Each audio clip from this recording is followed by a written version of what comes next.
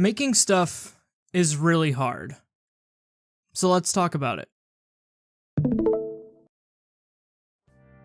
Now, I am aware that a topic like this can be sort of weird for a channel like mine, which has pretty much strictly covered gaming content with occasional dips into other things.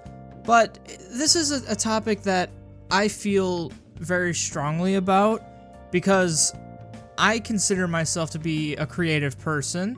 I do a lot of stuff, I make a lot of stuff, and I've dabbled in a lot of different things. You know, when I was really little, I liked to write stories, and I still do like to write stories, but, you know, when I was little, that was like the first thing, I think, that really caught me was writing stories, because I used to read a lot and all that stuff. But even then, you know, as I got older, I got more into making videos, like you see here.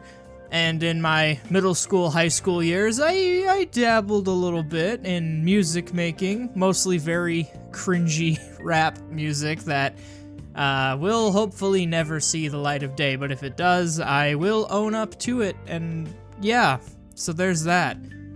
But the point is, you know, I've been sort of making stuff and just being in a creative mindset for a very long time.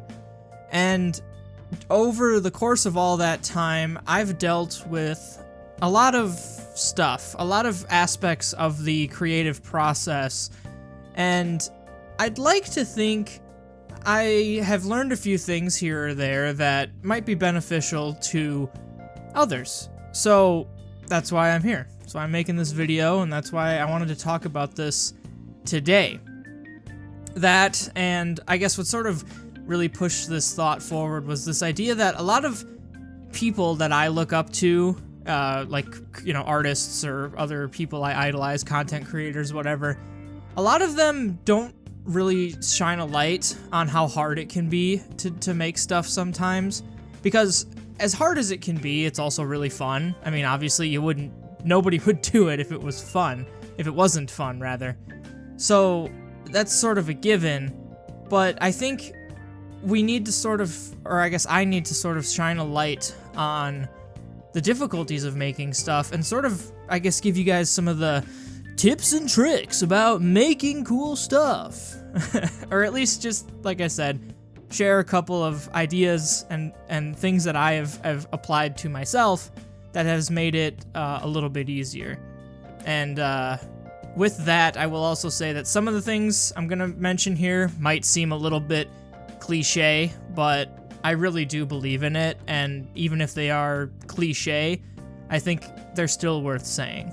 And this is arguably the most important thing, is that you need to remember that you are making things for you before anyone else. I think, especially nowadays, a lot of people get caught up in the idea of like, oh, how is this going to be perceived? Is this going to be a big thing, you know? Or maybe you make something and you think like, wow, this is pretty interesting, this is pretty cool, but it's not going to go anywhere, so I'm not going to do anything with it. And I think there's a couple sides to that thought process that I want to discuss here. And that is that, one, you don't have to put out everything you make. So for example, if you decide you want to make a YouTube video about something, or if you want to make a video about something, you make it, you write the script, whatever, and you're just like, you know what? I like this, but I don't think it's worth putting out. That's fine. Just make it. Don't stop yourself from doing something just because you think that it's not gonna be, received well or whatever. You need to make it for you first, especially so if you're going to put it out. Because if you like something, there are gonna be other people who are like you who like that thing. Make things you find interesting, enjoyable at first, worry about how it'll be perceived later. And that is not to say you shouldn't take on constructive feedback. You know, don't put your head in the ground and be so stubborn to say like, oh, I know what's best and I think it's cool, so I'm not gonna change it. You know, if people are coming at you and they're being, what's the word I'm looking for? Well, like I said, constructive. If they're not being just straight up assholes about it, and they're like, hey, I think you should maybe try this, or you should maybe do that, then it's worth, taking that into consideration to an extent. You shouldn't change something just because somebody comes in your comment section or DMs you or something and they're like, oh my god, this part of your video sucks, change it, or you need to make it better. It's like, it's a balancing act for sure, but at the end of the day, as long as you're making something and you think it's good or you like it, then that's really what's most important. In the grand scheme of things, and this is something I heard, or I heard from a book that I will mention at the end of this video with some other resources, but when it comes to creating stuff, the audience is always last on the list of people you should be worried about. The first person is you. And I think that's the most important thing that needs to be said before anything else, is that if you're making something, do it because you want to, not because you think it'll make you money or famous or whatever. It's important to do it because you want to do it. The next thing I have on my list here, I do have a little, notes to help kind of keep me on track here, is do more and think less. Now, obviously, you have to put some forethought into what you do, but don't get caught in, like, an overthinking loop of, like, just seriously thinking about concepts and outcomes and everything before you actually even try anything. You're never gonna know how well something's gonna do just by thinking about it. Experience through experimenting is much more valuable than just thinking about the outcomes or the concepts. And in fact, you'll even, I use that word experience purposefully, because when you actually do something and you complete it, it helps you, or I guess it gives you the ability to sort of stand back and look at it and be like, okay, this is what worked, this is what didn't work, I'm gonna do better the next time. And that's how you really improve over time, is you just do stuff, try it, see how it works, and if it works well, then great. If it doesn't, well then modify it for the next time. But don't just sit there and think about it. Don't think like, oh, I should try this, or oh, I should do that, or oh, if I did this, it might not work out like that, or maybe if I did that, it won't work out as well as the other thing, because then you're just gonna sit there and you're gonna think and you're gonna think and you're gonna think, but you're not gonna actually get anything done. This is something that I struggled with a lot, and I still sort of do. I work a job manufacturing, so a lot of times when I'm at work, I pretty much just, I check the parts I make sure they're good, load the machine and press start, and then I sit there for maybe a couple minutes, and I do that for hours and hours on end. It's pretty tedious, but that's not the point. The point is that it gives me time to think, and that's sort of dangerous, because if I have all these ideas for videos or stories I want to write, I sort of get into a thinking loop, and then I start questioning myself and second-guessing if the ideas are even worth it, which is something I've done with this video, but I've hit fuck it, and I'm just gonna do it anyway because I want to do it. Back to point one. But yeah, do more and think less. Like I said, obviously you do have to put some forethought into what you do, but don't just think. The experience you'll get through experimenting is much more valuable than anything else. And in fact, by doing more, you're gonna be sharpening your blade. I heard, I think it was a Logic song on on his newest album, where he says something like, sharpen your sword daily, and I think about that and I'm like, yeah, if you're actually doing stuff every day, that's just sharpening your sword, so that when a time comes that you do a really big project, or you do something that is going to require a lot more, you got that sharp sword, you're going to be able to cut right through it, baby. You know what I'm saying? The next thing on my list here, with that elegant segue, is to take breaks when necessary to avoid burnout and frustration. Now, this can go for a lot of things in life, not necessarily just creative endeavors. This can go for, video games, workouts, your actual job. Most jobs, at least if you're working full-time, will provide you with vacation time, and they'll try to make you feel bad for using that vacation time. Don't take your vacation time that you're given, and, just try to take breaks as much as you can. And I know that especially with a creative thing, with something that you're making, taking a break can be very difficult because you might think that you're gonna lose the spark, the inspiration, like you're gonna not want to work on it and it's not gonna be fun, or if you don't finish it by a certain time, it's gonna really suck and da-da-da. Or maybe you're just frustrated and you don't want to step away from it, you're stubborn, whatever the case may be. I have found, personally, that taking breaks, stepping back from stuff, helps you gain a new perspective on something. And it'll help in the long run, especially if you're in a sort of block. Like, let's say you get to a point in a story that you're writing and you get the dreaded writer's block. You're not sure where to go from here, where the story needs to go.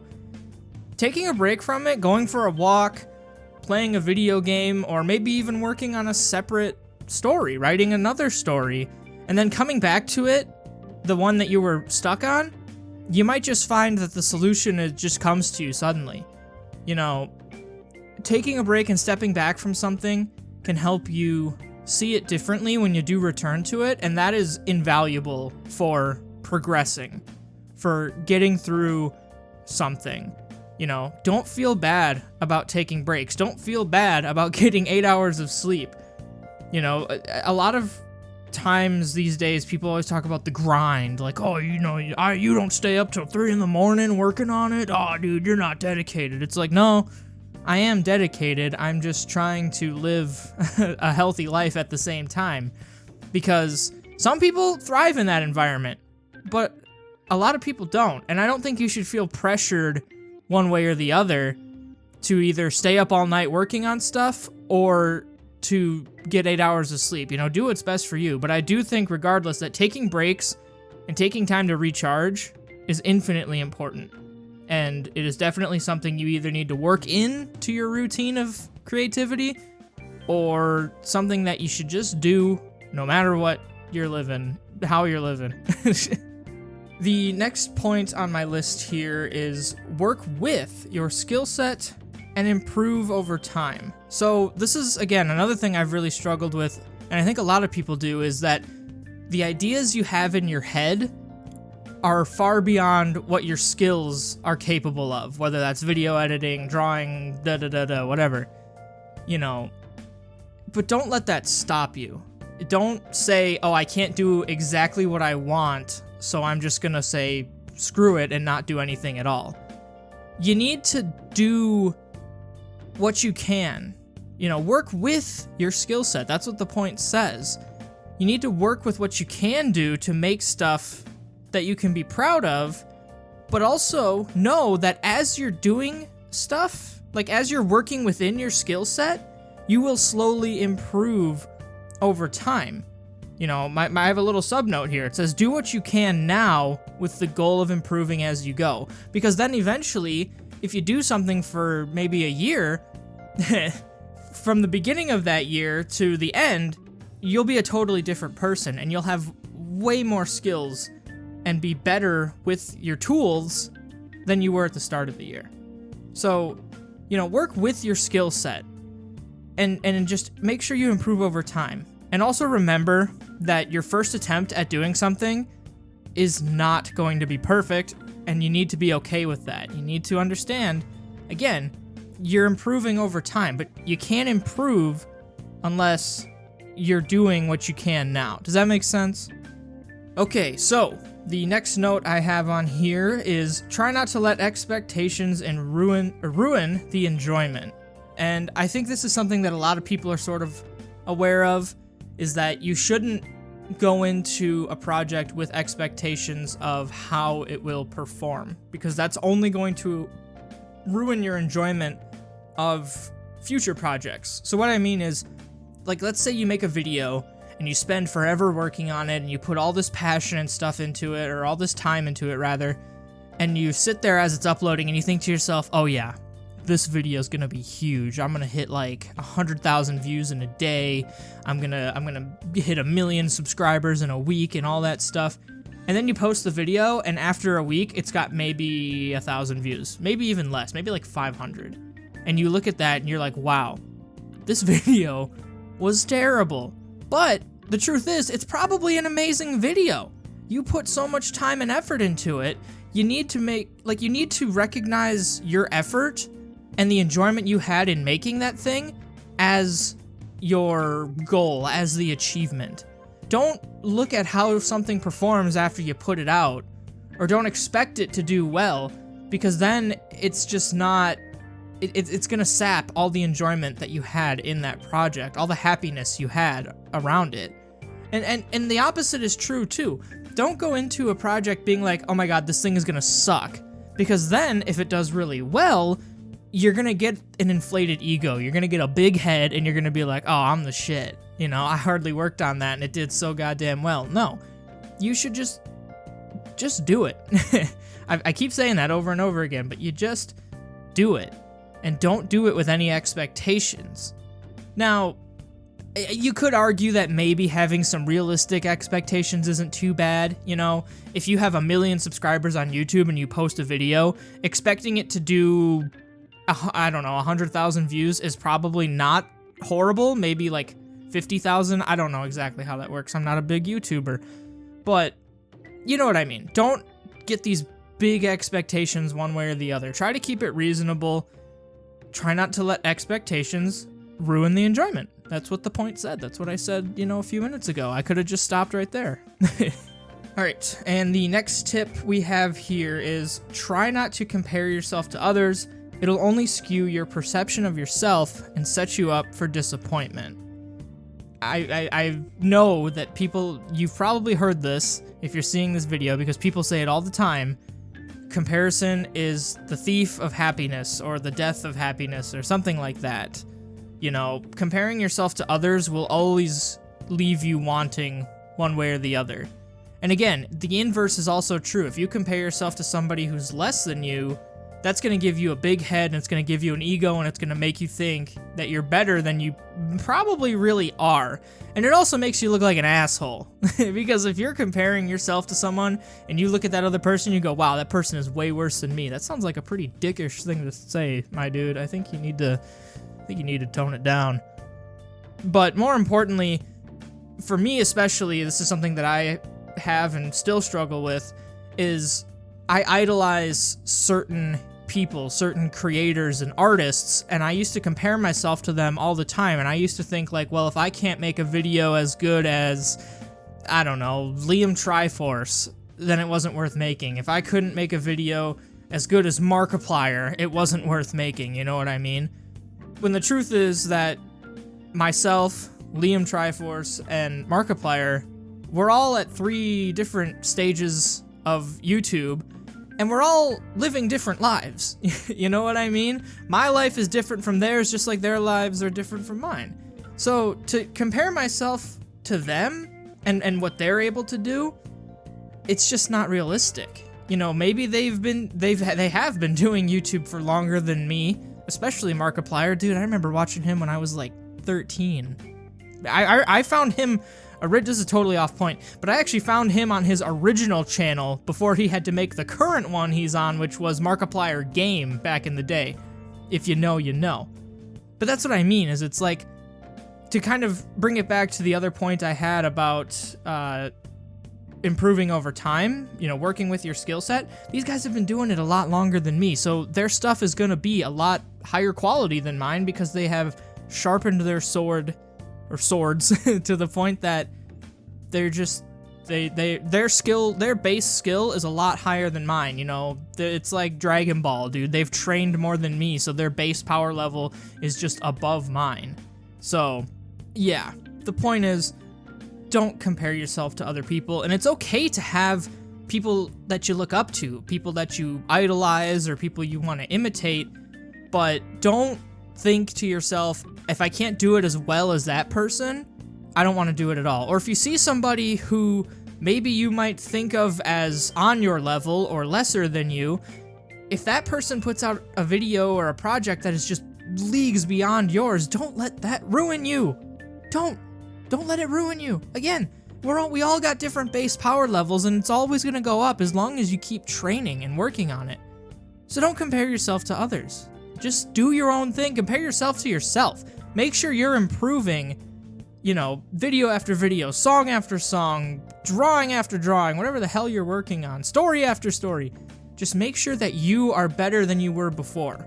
Don't compare yourself to other people. It's not going to do you any good.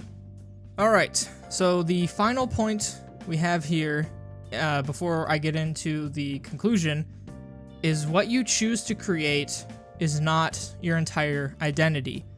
Now, this idea, I think, sort of stems from, I guess it's a social thing here, especially in the Western world, United States, where I'm from. You know, you ask people like, oh, well, who are you? And most people will tell you straight up like, oh, I'm a mechanic, I'm a librarian, I'm a electrical engineer, whatever. A lot of people will list their job as the first thing. If you ask them who they are, they'll tell you, oh, I'm this.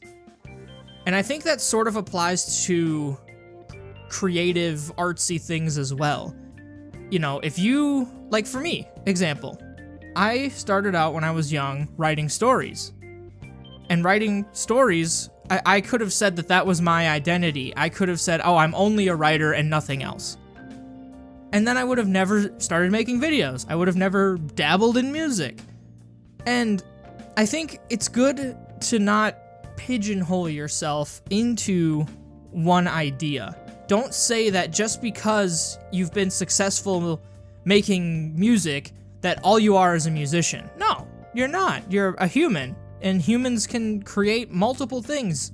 You're not stuck making music just because you've done well with that. If you want to write a book, write a book. If you want to make YouTube videos, make YouTube videos. And that's just it, man. That's just the whole point. Just because, you know, you want to write books doesn't mean you can't also do other stuff. It's really...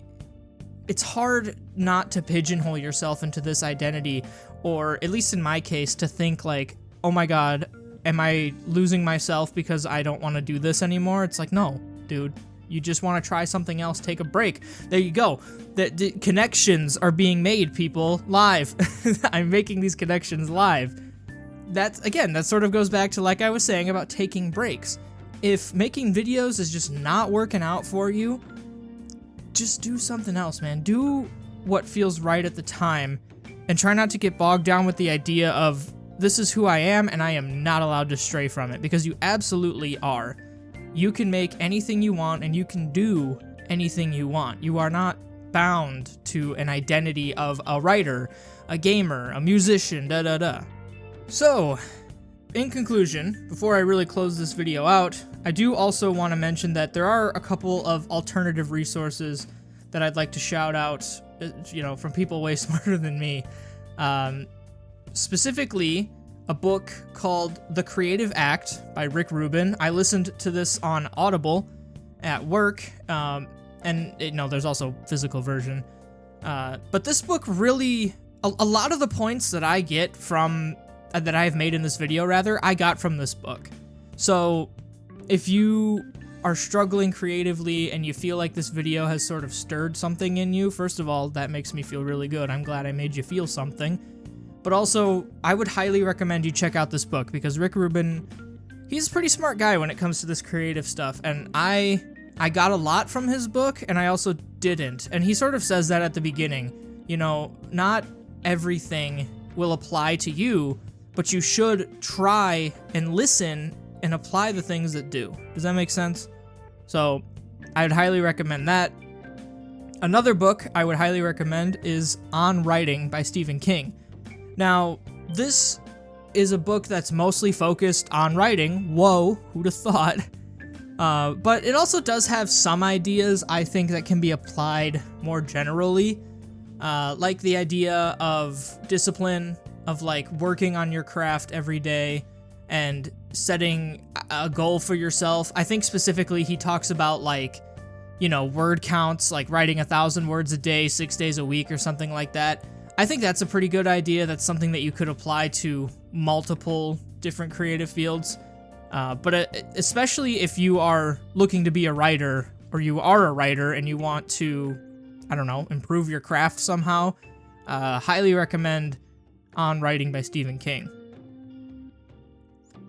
And the final thing, which might seem kind of weird considering the first two alternatives I just gave, there's a YouTuber I've watched for a number of years on here called BBKDRAGOON. And recently, I'd say maybe over the last year or so, 10 months, he has posted a lot of stuff with a positive mental attitude sort of vibe to it. And a lot of his videos have been just so nice to listen to. You know, if nothing else, they have been good reminders for me to, you know, remind myself of stuff. I can't think of anything specific, but you'll see. If you go and check out his channel, which will be linked down below, you'll see a lot of the stuff that he's posting, and you'll get the vibe. You'll understand what I mean. But I would highly recommend you check him out, because if nothing else, it'll give you a daily dose of positivity. Not daily dose, he doesn't post every day, but you know what I mean.